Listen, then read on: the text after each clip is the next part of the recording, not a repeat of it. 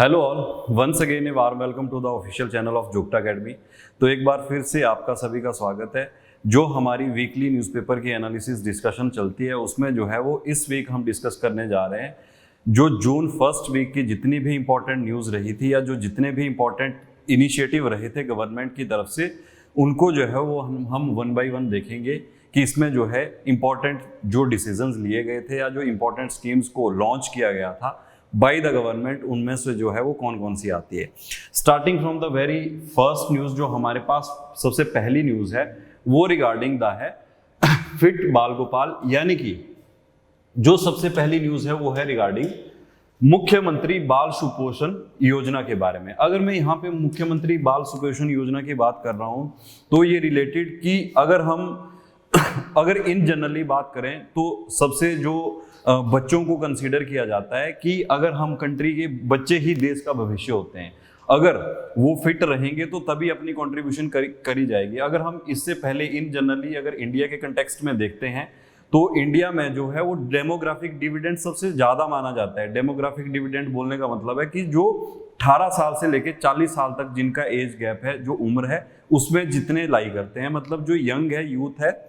वो लाई करता है। तो उसके लिए सबसे जरूरी क्या है कि जो उनका बचपन है या बचपन में जो दिक्कतें आती हैं या जो डिजीजेस होते हैं या जो माल न्यूट्रिशन या न्यूट्रिशन के कारण जो बीमारियां होती हैं, उनसे जो है वो ओवरकम कैसे किया जाए। तो इसी सिलसिले में, इसी स्टेप में जो है गवर्नमेंट की तरफ से स्टेप उठाया गया और इन्होंने इंट्रोड्यूस किया है मुख्यमंत्री बाल सुपोषण योजनाओं को। तो यार आइए देखते हैं इसमें कि जो इंपॉर्टेंट पॉइंट्स हैं, फिगर्स हैं, फैक्ट हैं, जो हमारे एग्जाम पॉइंट ऑफ व्यू से इंपॉर्टेंट है वो क्या क्या रहेंगे। Children are the future of our country.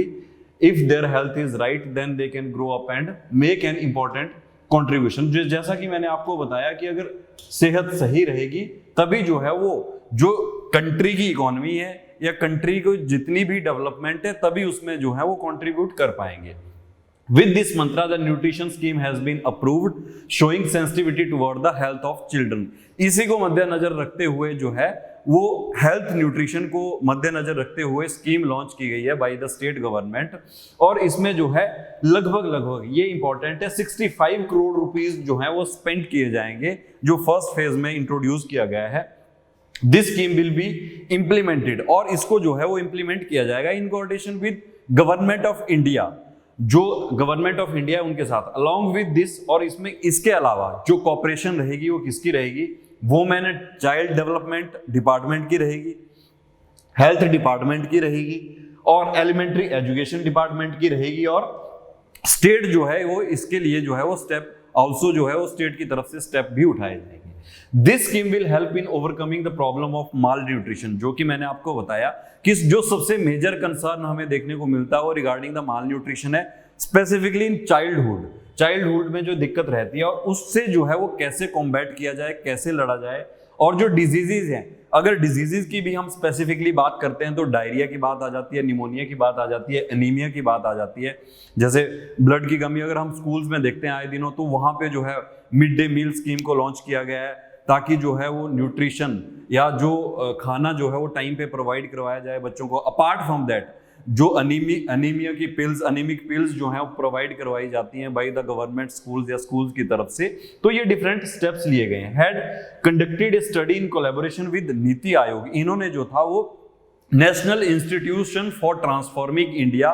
जो स्टेट ने जो था नीति आयोग के साथ एक सर्वे कंडक्ट करवाया। अब आप लोग कमेंट सेक्शन में बताना कि जो नीति आयोग था इसको कब एस्टेब्लिश किया गया है। NITI Aayog is a statutory body और non statutory body to eliminate stunting को निकालने के लिए, माल न्यूट्रिशन को निकालने के लिए, अनीमिया को हटाने के लिए among the children of state. जितने भी स्टेट के चिल्ड्रन आते हैं उनमें जो ये दिक्कतें आ रही हैं उन चीजों को ओवरकम करने के लिए ये सारे के सारे स्टेप्स लिए गए हैं, सर्वे करवाया गया है। सो दैट्स वाई कि ये इंपॉर्टेंट हो जाता है कि इसको जो है वो इंट्रोड्यूस किया गया है स्पेसिफिकली फॉर द चिल्ड्रन या चाइल्डहुड, जो जिनके लिए जो है वो बहुत सारी दिक्कतों का सामना करना पड़ता है ड्यूरिंग द चाइल्डहुड डेज। चाहे वो हमने डिजीजेस को डिस्कस किया कि जिन जिन डिजीजेस को फेस करना पड़ता है। सो this is all about the मुख्यमंत्री बाल सुपोषण योजना। इसके बाद जो हमारे पास नेक्स्ट इंपॉर्टेंट न्यूज है वो है regarding the scientist use geo indicator to promote indigenous products, इसमें जो है वो स्पेसिफिकली बोला गया है कि स्वदेशी उत्पादों को बढ़ावा देने के लिए जो है वो जियो इंडिकेटर का उपयोग करें वैज्ञानिक। बेसिकली क्या था कि इसमें जो है ताबो में जो कृषि विज्ञान केंद्र है उन्होंने कोलैबोरेशन के साथ जो हमारी डॉक्टर वाई.एस. हॉर्टिकल्चर यूनिवर्सिटी नौनी है, वहाँ के कुछ रिसर्च एसोसिएट या डायरेक्टर की हम बात करते हैं, उनके द्वारा जो है यहाँ पे एक साझा जो बयान दर्ज करवाया गया। और बेसिकली अगर मैं आपको सिंपल आसान भाषा में समझाने की कोशिश करूं कि जियो इंडिकेटर से क्या समझते हैं, बेसिकली इसमें क्या किया जाता है कि जो गलत इस्तेमाल नहीं किया जा सकता, मतलब पेटेंट किया जाता है किसी भी चीज को, किसी भी प्रोडक्ट को, और इसके अलावा फाइनेंशियल गेन भी होता है। और फाइनेंशियल गेन के साथ साथ जो है अगर कोई भी किसी स्पेसिफिक रीजन में कोई चीज होती है तो उसको जो है वो उसका आयात निर्यात जो है वो और ज्यादा किया जा सकता है। तो इसी के regarding meeting of the scientific advisory committee of कृषि विज्ञान केंद्र लाहौल स्पीति, जो कि ताबो में सिचुएटेड है, वॉज हेल्ड रिसेंटली। और डॉक्टर गुप्ता जो डायरेक्टर हैं डॉक्टर वाई.एस. हॉर्टिकल्चर यूनिवर्सिटी नौनी से,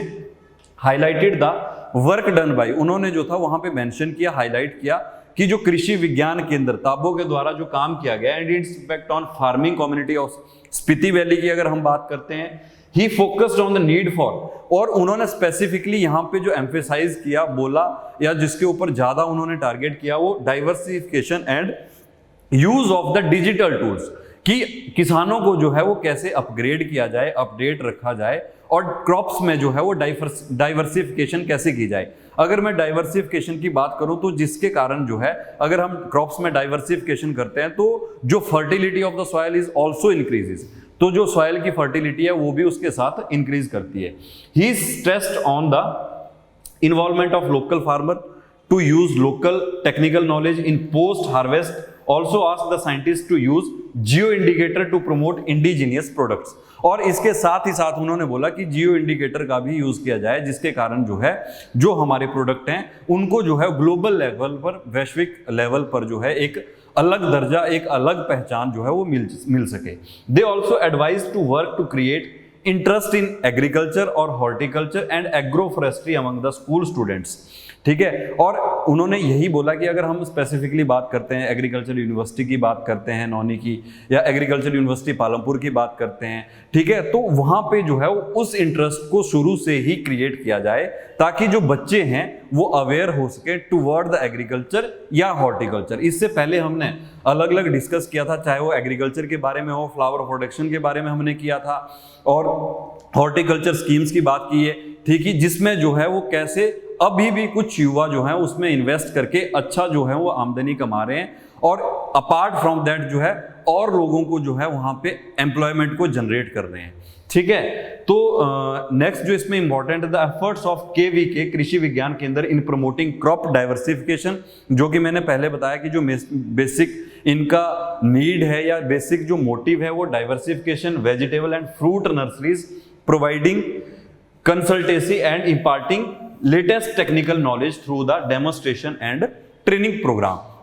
ये जो लेटेस्ट टेक्निकल नॉलेज है और जो नॉलेज को जो है वो अमंग द फार्मर्स कैसे स्प्रेड किया जाए, कैसे अवेयर करवाया जाए उनको, ताकि जो नए से नए टेक्निक्स आ रहे हैं, नए से नए टूल्स आ रहे हैं, और नए से नए जो जितने भी प्रोडक्ट हैं, प्लांट्स हैं, उससे जो है वो अवेयर रह सकें, और उसमें जो है वो प्रोडक्शन भी इंक्रीज हो, और साथ के साथ ही एक ज्योग्राफिकल इंडिकेशन भी मिले, ज्योग्राफिकल एक लेवल पे उसको एक दर्जा भी मिले ग्लोबल लेवल पे, और ताकि जो है फाइनेंशियल गेन हो सके अल्टीमेटली किसको, फार्मर्स को या जितने भी एग्रीकल्चरिस्ट हैं। So this is all about the geo indicator और रिगार्डिंग द एग्रीकल्चर हॉर्टिकल्चर जो हमारे पास न्यूज थी। Next is the most important regarding the release of written book on Chamba embroidery के ऊपर जो है वो न्यूज है। यहाँ पे जो है वो मुख्यमंत्री जयराम ठाकुर जी ने जो था वो डॉक्टर रोहिणी अरोड़ा के द्वारा जो बुक लिखी गई थी, embroidered narratives of Pahari embroidery, ठीक है, design directory of traditional motifs का विमोचन किया, उसको जो है वो लॉन्च किया, और इसमें जो है वो स्पेसिफिकली जो है वो चंबा के, अगर मैं यहाँ पे चंबा की बात करूँ तो आप लोगों ने इसके बाद पहले सुन भी रखा होगा, जैसे कि जो चंबा रुमाल है उसको जो है वो उसकी जो काश्तकारी की बात आती है, नेशनल म्यूजियम जो है वो लंदन में, वहाँ पे उसको जो है वो प्रदर्शित किया गया है, तो एक इसको जो है वो हेरिटेज कंसीडर किया जाता है, ठीक है। So that's why this book would prove helpful in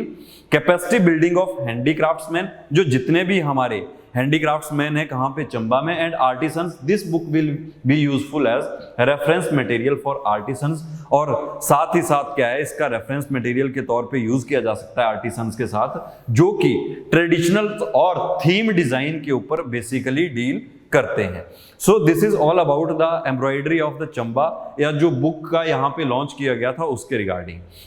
the next news we have, जो हमारे पास नेक्स्ट इंपॉर्टेंट न्यूज है, ये एक बेसिकली एक आर्टिकल भी कह सकते हैं जिसको लगा था किसके ऊपर, बाल श्रम के ऊपर, या अगर हम चाइल्ड लेबर के ऊपर बात करते हैं, तो जब हम चाइल्ड लेबर की बात करते हैं, बाल श्रम की बात करते हैं, तो यहाँ पे जैसे कि कुछ चंद लाइनें लिखी हुई हैं कि उम्र ने जब तलाशी ली तो जेब से बहुत से लम्हे बरामद हुए, लेकिन कुछ गम के थे, कुछ नम थे, तो कुछ टूटे हुए निकले, बस कुछ ही सलामत मिले जो बचपन के थे। और स्पेसिफिकली यहाँ पे अगर चाइल्ड लेबर की बात की गई है, तो इससे पहले भी हमने देखा कि टाइम टू टाइम जो है वो कितने एक्ट लाए गए, और इसके अलावा जो है अगर हम फंडामेंटल राइट्स की बात करते हैं, वहां पे जो है वो चाइल्ड लेबर के ऊपर बात की गई है, prohibition of the child labour. तो हम जो हैं अगर आफ्टर द इंडिपेंडेंस आज तक जो है हमने कितना गेन किया, कितना अचीव किया, और हम जो है वो किस मुकाम तक पहुंच पाए। The number of child labourer is the highest in all developing. अगर मैं यहाँ पे आपको एक फैक्ट बताने की कोशिश करूं कि जितनी भी जो डेवलपिंग कंट्रीज हैं, ठीक है, या जो अभी डेवलपिंग स्टेज में है, तो वहां पे एज यूजुअली जो है वो नंबर सबसे हाईएस्ट रहता है। अगर हम बात करें कंपैरेटिवली किससे, जो डेवलप्ड कंट्रीज हैं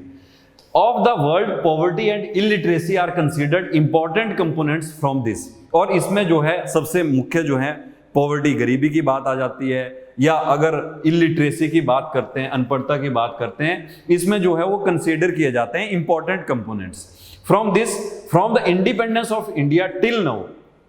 अगर हम भारत की आजादी के बाद अब तक की बात करते हैं, the government have run many programmes for the eradication of poverty and illiteracy. ऐसा नहीं था कि इस ओर जो है वो ध्यान नहीं दिया गया, या इस ओर जो है कोई भी इनिशिएटिव नहीं लिए गए। इसमें जो है वो टाइम टू टाइम इसको जो है वो रिव्यू भी किया जाता है और लॉन्च भी किए जाते हैं वेरियस प्रोग्राम। लेकिन अब हम देखते हैं कि हमने जो है वो इसमें कितना अचीव कर पाए हैं,